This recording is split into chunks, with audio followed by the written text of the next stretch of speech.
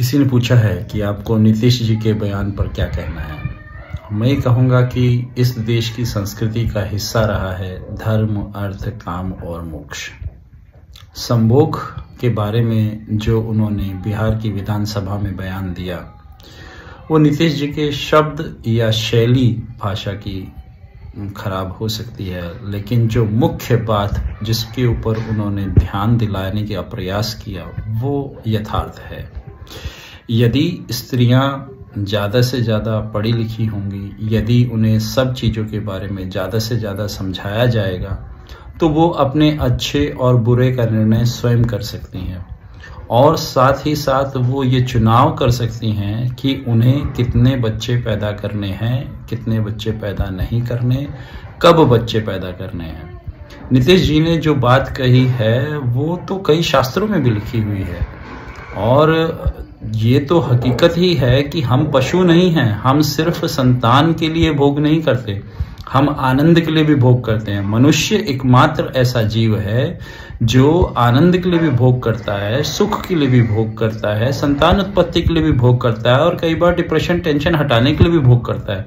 अगर हर बार भोग में बच्चा पैदा होने लगेगा तो बड़ी समस्या हो जाएगी। तो इसलिए नीतीश जी ने जो बात कही कि वो स्त्री को ये ज्ञान होना आवश्यक है कि कब बच्चा रखना है, कब नहीं रखना, और जब नहीं रखना तो पति को क्या इंस्ट्रक्शन देने हैं, ये मेरे हिसाब से एक सकारात्मक बयान है और इसका लोगों को विरोध नहीं करना चाहिए, क्योंकि भारतवर्ष में तो इतना कहने की हिम्मत ही नहीं करता कोई। हम तो इतने कुंठित हैं काम के कारण, इतने दबे पड़े हैं काम के कारण कि इस विषय पर तो भारतीय समाज में चर्चा ही नहीं होती। ये वो देश है जहां कामसूत्र लिखा गया, ये वो देश है जहां खजुराहों के मंदिर खड़े हुए हैं, और ये वो देश है जहां महात्मा गांधी जैसे लोग कह देते हैं कि भाई खजुराहो के मंदिर तो भारत के काले इतिहास का वो है, इनको डायनामाइट लगा के उड़ा देना चाहिए। तो आज तक तो सरकार तो कांग्रेस की थी, उड़वा देते। तो ये नीतीश जी का बयान योग्य होना चाहिए। हाँ, उन्होंने जो भाषा शैली का इस्तेमाल किया उसको थोड़ा और सौम्य बना देते। अगर वो यही बात अंग्रेजी में कह देते तो 4 लोग उनके प्रशंसक खड़े हो जाते, कहते भाई वाह क्या बात कही है, सेक्सुअल एजुकेशन की बात हो रही है। अरे जब हम स्कूलों में जाते हैं तो पढ़ते हैं ना, 8वीं से 9वीं से पढ़ते हैं किताबों में सारी चीजें, रिप्रोडक्टिव सिस्टम क्या होता है, शिशन क्या होती है, भ्रग, सब पढ़ते तो हैं।